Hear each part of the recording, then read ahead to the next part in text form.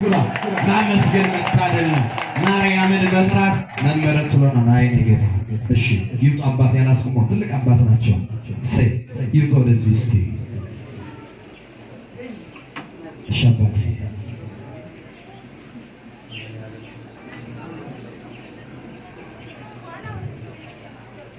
አግዛቸው እስኪ። ሰይ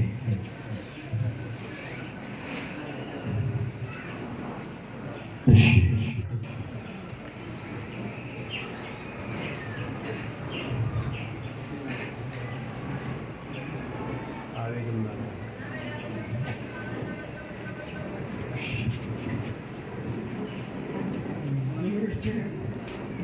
ነገር ይከብደኛል።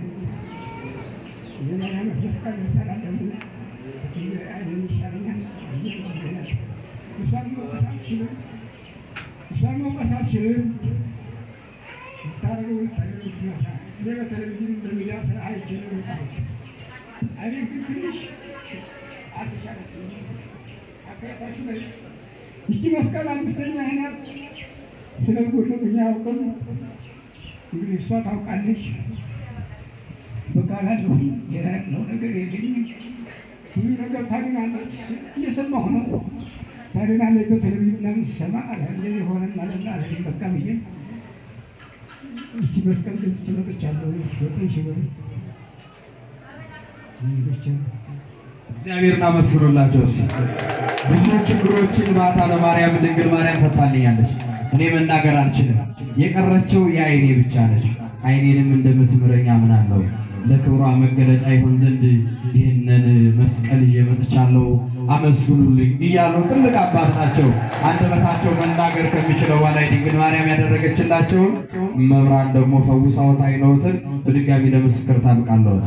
አባታችን እግዚአብሔር ይስጥልን።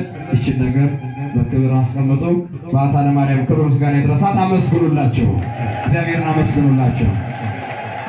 አስራት በኩራት ብሎ አስገብተው ወንድማችን እግዚአብሔርን ከፍ አድርጋቸው አመስግኑ። እሺ ከሰርቪስ ከስራ ስመለስ ወድቄ ከመኪና እጄ ሰባራ ነበር። ይሄ የምታዩት እጄ ደቆ ነበረ።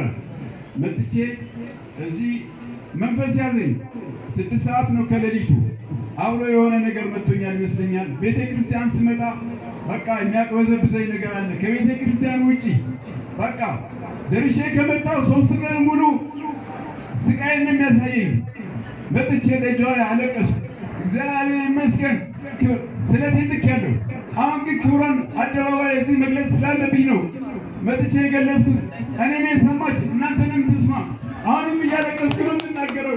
እመቤቴ ትስማችሁ።